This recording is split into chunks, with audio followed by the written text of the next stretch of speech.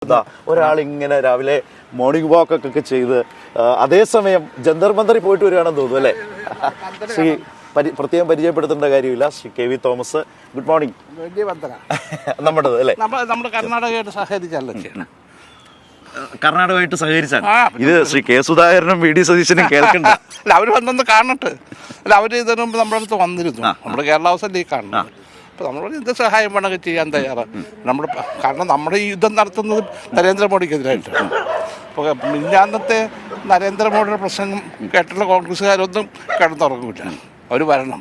ഇനി കർണാടക ഇന്ന് വരണം, നാളെ നമ്മുടെ കൂടെയും വരണം.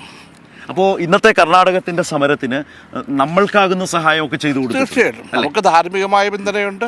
മറ്റു കാര്യങ്ങൾ ചെയ്യേണ്ടതൊക്കെ നമ്മൾ ചെയ്യുന്നുണ്ട്. നമ്മൾ ഈ മല്ലികാർജുൻ ഖാർഗെ ഇപ്പോൾ AICC അധ്യക്ഷനാണോ ആണല്ലോ, അദ്ദേഹത്തിനടക്കം കേരളത്തിന്റെ ഈ സമരത്തിന്റെ കത്ത് പോയിട്ടുണ്ടോ? കത്ത് കൊടുത്തിട്ടുണ്ട്. CM-ന്റെ കത്ത് കൊണ്ട് കൊടുത്തിട്ടുണ്ട്. ഞാൻ അദ്ദേഹത്തിന് അപ്പോയിൻമെൻറ്റ് ചോദിച്ചിട്ടുണ്ട്. എനിക്കറിയുന്ന ഞങ്ങളെ അടുത്ത സുഹൃത്തുക്കളല്ലേ. അപ്പോൾ ഞങ്ങളത് ഞാൻ സംസാരിച്ചിട്ട് അദ്ദേഹത്തിൻ്റെ ഓഫീസുമായിട്ട് കാണാൻ അനുവാദം ചോദിച്ചിട്ടുണ്ട്. അത് ശരി. നമ്മുടെ ഈ സമരത്തിന്റെ ഒരുക്കം ഇപ്പോൾ മുഖ്യമന്ത്രി ഇന്നലെ എത്തിയിട്ടുണ്ട്. ആ സമരത്തിന്റെ ഒരു സംഘാടന ചുമതലയിൽ തോമസ് മാഷ് സജീവമാണ് ഇവിടെ. അങ്ങനെ വലിയ ടീം ഇവിടെ ഉണ്ട്. അനിയനും. ആ ടീം ആരൊക്കെയാണ്? നമ്മുടെ അനിയനുണ്ട്, അതുപോലെ തന്നെ മറ്റുള്ള സഹപ്രവർത്തകരുണ്ട്. എല്ലാവരും കൂടി യോജിച്ചാണ് പോകുന്നത്. അപ്പോൾ ഇന്നലെ ബേബി വന്നിരുന്നു, വിജയരാഘവൻ വന്നിട്ടുണ്ടായിരുന്നു. അങ്ങനെ ഇവിടെ നമ്മുടെ MP കരീം സാഹിബുണ്ട്, ബ്രിട്ടാസ് ഉണ്ട്. അപ്പം അങ്ങനെ നമ്മളൊരു നല്ല ടീമായിട്ടാണ് വർക്ക് ചെയ്യുന്നത്. ഇതിൻ്റെ ഒരു ദേശീയ പ്രാധാന്യം ഇതിപ്പോൾ ദില്ലി നന്നായി അറിയാവുന്നയാളാണ്, കേന്ദ്ര ഭരണത്തെ അറിയാവുന്നതാണ്, ഇന്നത്തെ പ്രതിപക്ഷത്തെ എത്രമാത്രം വകവെക്കുന്നൊരു ഭരണപക്ഷമാണെന്ന് നമുക്കറിയാം. അവർക്ക് മുമ്പിലേക്ക് കേരളം കൊടുക്കുന്ന ഈ ഒരു സമരത്തിൻ്റെ പ്രതിഷേധത്തിൻ്റെ ഞാൻ ഡൽഹിയിൽ വരുന്ന 68-ലാണ്. അന്ന് ഇന്ദിരാഗാന്ധി ആണ് പ്രധാനമന്ത്രി. അന്ന് മുതൽ ഇന്ന് വരെ കാണുന്ന ഡൽഹിയാണ്. പക്ഷേ വളരെ ദുഃഖത്തോടുകൂടി ഇന്നത്തെ ഡൽഹിയെ കാണുന്നത്. ഇപ്പോൾ പാർലമെൻറ്റിൽ ചെല്ലോ, പാർലമെൻറ്റ് സെൻട്രൽ ഹാളില്ല. മാധ്യമപ്രവർത്തകർക്ക് കയറാൻ കഴിയുന്നത് എന്നെപ്പോലെ മുൻ എം പിമാർക്ക് കയറാൻ കഴിയുന്നതിൽ ഒരു ഗുഹ പോലെയാണ് കോട്ട കെട്ടിയിരിക്കുക. അപ്പോൾ ജനാധിപത്യ മൂല്യങ്ങളും ജനാധിപത്യ ഇൻസ്റ്റിറ്റ്യൂഷൻസും തകർത്ത് മുന്നോട്ട് പോകുന്നു. ഇവിടെ ഇപ്പോൾ പ്രശ്നം, ഇന്നലെ ഞാനും നമ്മുടെ ഭക്ഷ്യമന്ത്രി അനിലും കൂടി ഭക്ഷ്യകാര്യാലയത്തിൽ റേഷൻ്റെ വലിയ പ്രശ്നമാണ്. അപ്പോൾ നമുക്ക് 216 കോടി രൂപ നെല്ല് സംഭരിച്ച് അത് കുത്തി വിതരണം ചെയ്തപ്പോൾ നമുക്ക് കിട്ടാനുണ്ട്. അത് തരേണ്ടത് NIC ആണത് പരിശോധിച്ചു. NICക്ക് തെറ്റുപറ്റി ഹൈദരാബാദിൽ. നമുക്കെന്താ പൈസ തരാത്ത? ഇന്നലെ ഉദ്യോഗസ്ഥന്മാർ പറയാം, സാർ അത് റീഓപ്പൺ ചെയ്യണമെങ്കിൽ മന്ത്രി വിചാരിക്കണം, കേന്ദ്രമന്ത്രി പീയൂഷ് ഗോയൽ വിചാരിക്കണം. നമ്മൾ മാത്രമല്ല, 3-4 സ്റ്റേറ്റുകൾ വേറെ കിടപ്പുണ്ട്. പക്ഷെ പ്രധാനമായും ഈ BJP ഇതര സ്റ്റേറ്റുകളോടാണ് ഇത്ര ഒരു ചിറ്റമ്മ നയം കാണിക്കുന്നത്. എയിംസിനെ സംബന്ധിച്ചിടത്തോളം നമ്മൾ നേരത്തെ കത്ത് കൊടുത്തു. ആദ്യം 3-4 ജില്ലകൾ കൊടുത്തു. അപ്പോൾ ഒന്നാക്കാൻ പറഞ്ഞു. കോഴിക്കോട് കൊടുത്തു. 200 സ്ഥലം എടുത്തിട്ടിരിക്കുകയാണല്ലോ. സ്ഥലം എടുത്തിട്ട് തരുന്നില്ല. ഈ ബജറ്റിന് മുമ്പ് തന്നെ നമ്മൾ അക്കാര്യങ്ങളും അറിയിച്ചിരുന്നു. എല്ലാം അറിയിക്കും. നമ്മൾ വീണ്ടും ഇത് അറിയിക്കുന്നുണ്ട്. നമ്മൾ ഉദ്യോഗസ്ഥന്മാരെ കാണുന്നുണ്ട്, മന്ത്രിമാരെ കാണുന്നുണ്ട്. അതുപോലെ ഇപ്പോൾ റെയിൽവേ ലൈൻ കേരളയിൽ എനിക്ക് അത്ഭുതപ്പെടുന്ന വൈഷ്ണവിൻ്റെ പ്രസ്താവന, കേരളം തീരുമാനിക്കട്ടെ, അവരോട് ചോദിക്കും. അതല്ലല്ലോ ശരി. മുഖ്യമന്ത്രി തന്നെ ഒരു കേരളിന് നമുക്കൊരു ഹൈസ്പീഡ് റെയിൽവേ സിസ്റ്റം വേണം എന്ന് പറഞ്ഞു. കേരളയിൽ കോർപ്പറേഷൻ എന്ന് പറഞ്ഞാൽ സംസ്ഥാന ഗവൺമെൻറ് മാത്രം കോർപ്പറേഷനില്ല, കേന്ദ്ര ഗവൺമെൻറ് പങ്കാളിത്തമുണ്ട്. അവരുടെ പ്രതിനിധിയായിട്ടാണ് MD ഇരിക്കുന്നത്. നമ്മൾ ഡീറ്റെയിൽ പ്രോജക്റ്റ് റിപ്പോർട്ട് കൊടുത്തു. മുഖ്യമന്ത്രി 4 കത്താണ് കൊടുത്തത്. ഞാൻ ഇന്നലെ അത് കാണിച്ചിട്ട് റെയിൽവേ മന്ത്രിക്ക് കത്ത് കൊടുത്തിട്ടുണ്ടായി. ഞാൻ പല പ്രാവശ്യം പോയി കണ്ടിട്ടുണ്ട്. അതിലേക്ക് പ്രൂഫ് വെച്ചാണ് കൊടുത്തത്. നമുക്ക് വേണ്ടത് എന്താ? ഒരു ഹൈസ്പീഡ് റെയിൽവേ സിസ്റ്റം വേണം. അത് നമ്മൾ ഒരു ഡീറ്റെയിൽ പ്രോജക്റ്റ് റിപ്പോർട്ട് കൊടുത്തിട്ടുണ്ട്. അത് പരിശോധിച്ച് ആവശ്യമായ മാറ്റങ്ങൾ വരുത്തണമെങ്കിൽ അത് അവർ പറയണം. അങ്ങനെ എല്ലാ സാമ്പത്തിക സഹായം, ഇത് ഔദാര്യമല്ലല്ലോ. GST കൊണ്ടുവരുമ്പോൾ ഞാൻ PSC ചെയർമാനാണ്. അന്ന് ഞാൻ പറഞ്ഞു, ഇത് ശരിയായ രീതിയിലല്ല ചെയ്തിരിക്കുന്നത്. നിങ്ങൾ മണി ബില്ലായിട്ടാണ് കൊണ്ടുവന്നത്, ലോക്സഭയിൽ ചർച്ച നടത്തിയിട്ടില്ല. ഇപ്പോൾ എല്ലാ വരുമാനവും കേന്ദ്ര ഗവൺമെൻറ്റിന്. സംസ്ഥാനങ്ങൾക്ക് ഏതാണ്ട് നമ്മൾ പണ്ട് ഭിക്ഷക്കാർ വരുമ്പോൾ കൊടുക്കുന്നത് പോലെ അതങ്ങനെ ഔദാര്യമല്ലല്ലോ ഒരു ഫെഡറൽ സിസ്റ്റത്തിൽ വേണ്ടത്. അത് ഇങ്ങനെയുള്ള ഒരു വളരെ നെഗറ്റീവ്, ഒരു അമിതമായ രാഷ്ട്രീയവൽക്കരണം, കാവ്യവൽക്കരണം എന്ന് ഒരു പരിധിവരെ പറയാം.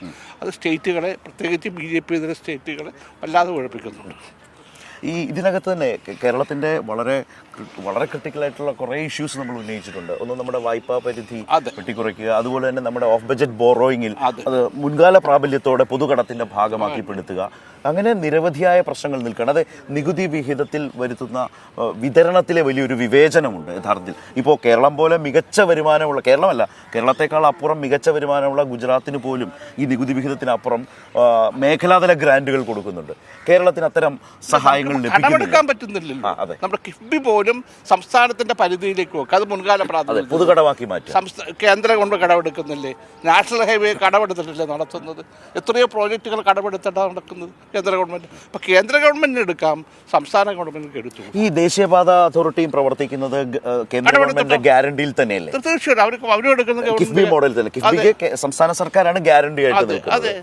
അപ്പോൾ സംസ്ഥാനങ്ങളുടെ പെൻഷന് വേണ്ടി നമ്മൾ ഫണ്ട് ബോർഡ് അതും അവർ സമ്മതിക്കില്ല. ഇപ്പം എല്ലാ കാര്യത്തിനും തടസ്സമിട്ട് ഒരിക്കലും ഒരു ശ്വാസം മുട്ടിക്കെന്ന് പറയില്ല ആളുകൾ. അത് ആ ഒരു സമീപനം എടുക്കുന്നതിൻ്റെ ഇതിലുള്ള ഒരു പ്രതികരണമാണ് നമ്മളാ തുടങ്ങിയത്. 2 വർഷം മുമ്പ് ഈ ഇഷ്യൂ കേന്ദ്രത്തിൻ്റെ ഈ ചിറ്റമ്പ നയത്തെക്കുറിച്ച് മുഖ്യമന്ത്രി പിണറായി വിജയൻ പറഞ്ഞപ്പോൾ എല്ലാവരും കളിയാക്കി, ഇത് രാഷ്ട്രീയമാണ്. ഇന്നിപ്പോൾ എല്ലാവരും ഇറങ്ങുമോ? ഈ പാതയിലേക്ക് വരുവാ. നമ്മൾ 8-ാം തീയതി നാളെ വെച്ചു, ഇന്ന് കർണാടക വെച്ചിരിക്കുക. കോൺഗ്രസിന്റെ സ്റ്റേറ്റ് അല്ലേ? ഇത് ഇത്രയും പ്രതീക്ഷിച്ചിട്ടുണ്ടാവില്ലല്ലേ കെ സുധാകരനും വി ഡി സതീശനും? ഇങ്ങനെ മറ്റ് സംസ്ഥാനങ്ങൾ അവരുടെ കണ്ണ് തുറക്കണമെന്നല്ലേ നമുക്ക് പ്രാർത്ഥിക്കാൻ പറ്റുള്ളൂ. അവർ കണ്ണ് തുറന്നല്ലോ, ചുറ്റും കാണട്ടെ. തമിഴ്നാട് ഇറങ്ങിയിരിക്കുന്നു. തമിഴ്നാട് നാളെ നമുക്ക് അഭിവാദ്യങ്ങൾ നേടിക്കൊണ്ട് കറുത്ത വസ്ത്രങ്ങൾ ധരിച്ചാണ് വരുന്നത്. ആന്ധ്ര ഇത് സമാനമായി. അവർ പറയുന്നൊരു കാര്യമുണ്ടല്ലോ തോമസ് മാഷേ, അതായത് സർക്കാരിനൊപ്പം സമരം ചെയ്യാനില്ല എന്നാണ്. പിന്നെ ആർക്കെതിരായിട്ടാണ് സമരം ചെയ്യട്ടെ? സർക്കാരിനൊപ്പം സമരം ചെയ്യാനില്ല. അതെന്താ കാര്യം? സർക്കാരിന് ഇത് കേരളത്തിലെ ജനങ്ങൾ വോട്ട് ചെയ്ത് അധികാരത്തിലെത്തിയ ഒരു ഗവൺമെൻറ് അല്ലേ? ഇത് ഓട് പൊളിച്ച് വന്ന ഒരു ഗവൺമെൻറ് അല്ലേ? ആ ഗവൺമെൻറ് ഒരു പ്രതിസന്ധിയിലെത്തുന്നു. ഗവൺമെൻറ് പ്രതിസന്ധി ജനങ്ങളാ പ്രതിസന്ധിയിലാകുന്നു. അങ്ങനെ ഒരു സന്ദർഭത്തിൽ ആ ഗവൺമെൻറ് നയിക്കുന്ന രാഷ്ട്രീയ പാർട്ടിയും നേതൃത്വവും മുന്നോട്ട് വരുമ്പോൾ എല്ലാവരും കൂടണ്ടേ? അതിനകത്ത് രാഷ്ട്രീയമില്ലല്ലോ. മാത്രമല്ല, ഈ സമരം തുടങ്ങുന്നതിന് മുമ്പ് മുഖ്യമന്ത്രി ഇവരെല്ലാം വിളിച്ചതല്ലേ? അവരിന്ന് ഒളിച്ചു വെച്ചതല്ലല്ലോ, അവരെ മാറ്റി നിർത്തിയിട്ടില്ലല്ലോ. അല്ല, ഇപ്പോൾ നമ്മുടെ കുഞ്ഞാലിക്കുട്ടി സാഹിബ് പറഞ്ഞൊരു മറുപടി ഉണ്ട്, തെരഞ്ഞെടുപ്പല്ലേ, ആ തെരഞ്ഞെടുപ്പ് കാലത്ത് എങ്ങനെ നിങ്ങളുടെ കൂടെ ഒന്ന് സമരം ചെയ്യുന്നൊരു ചോദ്യം. അത് അദ്ദേഹം പ്രായോഗികമായി പറയുന്നത് മാത്രമേ ഉള്ളൂ. നമുക്ക് അദ്ദേഹത്തിന് സന്മനസ്സും അദ്ദേഹം നമ്മളോട് അല്ലെങ്കിൽ ആഗ്രഹം ഉണ്ടെന്നാണ്. തീർച്ചയായിട്ടും ലീഗിനെ സംബന്ധിച്ചിടത്തോളം ഇത്തരം കാര്യങ്ങളിലൊക്കെ വളരെ ന്യായവും നീതിപൂർവമായ ഒരു സമീപനം എടുക്കുന്നവരാണ്. ഈ സമരത്തിലേക്ക് ഒരു ദേശീയ പ്രാധാന്യമുള്ള സമരമാണ്. അപ്പോൾ അതുകൊണ്ട് തന്നെ ഇതിൻ്റെ ഒരു പങ്കാളിത്തം, സഹകരണം അതെല്ലാവരും ഉറ്റുനോക്കുന്നുണ്ട്. BJP ഇതര പാർട്ടികളുടെ ഒരു സഹകരണം, ഇതൊരു രാഷ്ട്രീയ സമരമാണല്ലോ. ആ സമരത്തിൽ BJP ഇതര പാർട്ടികളുടെ ഒരു പങ്കാളിത്തം എങ്ങനെ ഉണ്ടാവും? തീർച്ചയായിട്ടും എല്ലാവരും നമ്മളോട് സഹകരിക്കുന്നു, വിളിക്കുന്നുണ്ട്. നമ്മൾ അവരെല്ലാം വിളിച്ചിട്ടുണ്ട്. ഇപ്പോൾ ആരൊക്കെ വരുമെന്നുള്ളത് ഇന്ന് വൈകുന്നേരത്തോടെ അറിയാൻ പറ്റത്തുള്ളൂ. കേജ്രിവാൾ ഉൾപ്പെടെ നമ്മൾ വിളിച്ചിട്ടുണ്ട്. ശരത് പവാർ വരുമെന്ന് എന്നോട് പറഞ്ഞു. ഞാൻ അദ്ദേഹത്തെ പോയി കണ്ടു.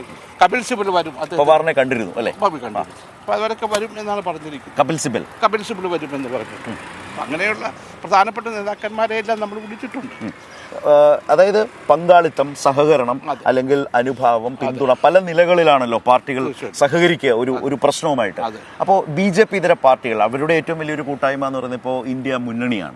ആ മുന്നണി എന്ന നിലയിൽ തന്നെ ഈ പാർട്ടികൾക്ക് ഒരു രാഷ്ട്രീയ ഉത്തരവാദിത്വമുണ്ട്. അത് എത്രമാത്രം നിറവേറ്റുമെന്ന് വിചാരിക്കുന്നു. പ്രശ്നം ഈ മുന്നണി നയിക്കുന്ന കോൺഗ്രസ്സാണ് ഇത് മുന്നോട്ട് കടന്നു വരുന്നത്.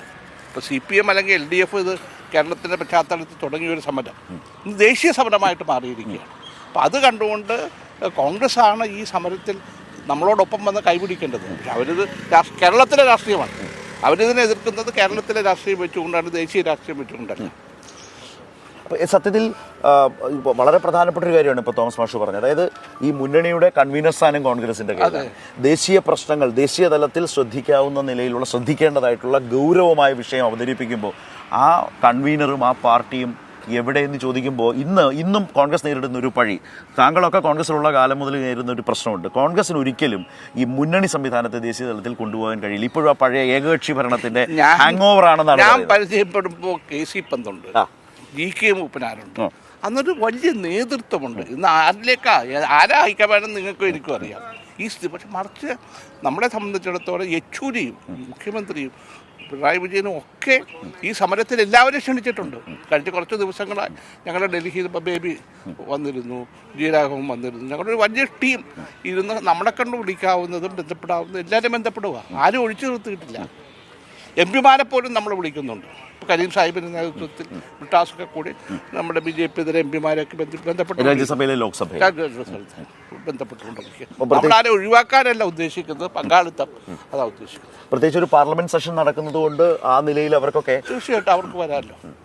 അപ്പോൾ ഏതായാലും പൂർണ്ണ ആത്മവിശ്വാസത്തോടെയാണ് ജനങ്ങളോട് സംഘാടക സമിതിയിലെ പ്രധാനപ്പെട്ട ആളുകളിൽ ഒരാളാണ്. അല്ല, ഞങ്ങളുടെ ഒരു ടീം ഞാൻ പറഞ്ഞല്ലോ, കരീം സാഹിബ് ഇവിടെ ഉണ്ട്, ബ്രിട്ടാസ് ഉണ്ട്, അനിയനുണ്ട്, ഇതിന് അങ്ങനെ ഒത്തിരി ആളുകൾ, ബേബിയുണ്ട് ഇവിടെ. അപ്പം ഞങ്ങളെല്ലാവരും കൂടി എല്ലാ ദിവസവും കൂടും, ഇതുപോലെ പോയി നോക്കും. കാരണം നമ്മുടേതൊരു ഗൗരവമായ സമരമല്ലേ. ഓക്കെ, ഇതൊരു വലിയ വിജയമാകും. ഓക്കെ, അപ്പോൾ വിജയമെന്ന് പറയുന്നത് ജനങ്ങളുടെ വിജയം. അതെ, അപ്പോൾ ഞങ്ങൾ രാവിലെ മുതൽ തന്നെ ഇന്നിപ്പോൾ ജന്തർ മന്ദിർ കർണാടക സമരം കൊണ്ട് സജീവമായിരിക്കും. അത് ആ സമരത്തിന്റെ ഒരു മാറ്റവും വളർച്ചയും കാണാനിരിക്കുന്നു. തോമസ് മാഷ്, എനിക്ക് തോന്നുന്നു തോമസ് മാഷൊക്കെ ആ സമരം എങ്ങനെ ഉണ്ടെന്ന് അറിയാൻ തന്നെ ഞങ്ങൾ പോകും. ഇന്ന് കർണാടകത്തിന്റെ സമരം നടക്കും. നമുക്ക് പോണേന് കുഴപ്പമില്ല. അതെ, അതായത് കേരളത്തിലെ കോൺഗ്രസ് അതിന്റെ ഒരു ഒരു ഒരു വിരോധാഭാസം ശ്രദ്ധിച്ചോ മാഷ്? കർണാടകത്തിൽ ഈ സമരം ചെയ്യുന്നത് കോൺഗ്രസ്, അവിടെ എതിർക്കുന്നത് പ്രതിപക്ഷത്തിരിക്കുന്ന BJP. കേരളത്തിൽ സർക്കാർ ഇടതുപക്ഷം സമരം ചെയ്യുമ്പോൾ ഇവിടെ പ്രതിപക്ഷത്തിരിക്കുന്ന കോൺഗ്രസ് എതിർക്കുക. എന്താ പറയുക, കാര്യങ്ങൾ മനസ്സിലാക്കാൻ ഇനിയെങ്കിലും കോൺഗ്രസിന്റെ മനസ്സ് തെളിയട്ടെ എന്നാണ് എൻ്റെ ഒരു പ്രാർത്ഥന. ഞാനൊരു ഈശ്വര വിശ്വാസം കൂടിയാണ്, അവിടെ പ്രാർത്ഥിക്കുന്നുണ്ട്. അതിനിടയിലും കോൺഗ്രസിന് വേണ്ടിയുള്ള പ്രാർത്ഥന മുടക്കാറില്ല. ഞാൻ കോൺഗ്രസ് വിട്ട് പോയിട്ടില്ലല്ലോ. ഞാൻ CPM-ലോ BJP-ലോ ഒന്നും ചേർന്നിട്ടില്ല. ഞാൻ സംസ്ഥാന ഗവൺമെന്റിന്റെ വികസന പ്രവർത്തനങ്ങളുമായി പങ്കാളിത്തപ്പെട്ടു മുന്നോട്ട് പോകുന്നു. ഇതൊരു രാഷ്ട്രീയ മുന്നേറ്റമാണ്, അതെല്ലാവരും പങ്കുചേരണം. ഓക്കെ, അപ്പോൾ ഏതായാലും ആ പ്രവർത്തനങ്ങളിൽ നിന്നുകൊണ്ട് കോൺഗ്രസിൻ്റെ ഈ തെറ്റായ നിലപാടുകൾ എടുക്കുമ്പോൾ അതിനെതിരായ ഒരു പ്രാർത്ഥനാ മനസ്സുമായിട്ടാണ് തോമസ് മാഷ് രാവിലെ അതിൻ്റെ രാഷ്ട്രീയവും ഇതിൻ്റെ സംഘാടനത്തിൻ്റെ സവിശേഷതകളും ഇതിൻ്റെ അനിവാര്യതയും ഒക്കെ സംസാരിച്ചു വന്നു. അപ്പോൾ ഒരുപാട് സന്തോഷം. അപ്പോൾ കാണാം മാഷെ, ഇന്നും നാളെയും ഇനിയും കാണാം. ഇതിൻ്റെ ഓരോ മുന്നോട്ട് പോക്കും കൂടുതലായി സംസാരിക്കാം നമുക്ക്. Thank you.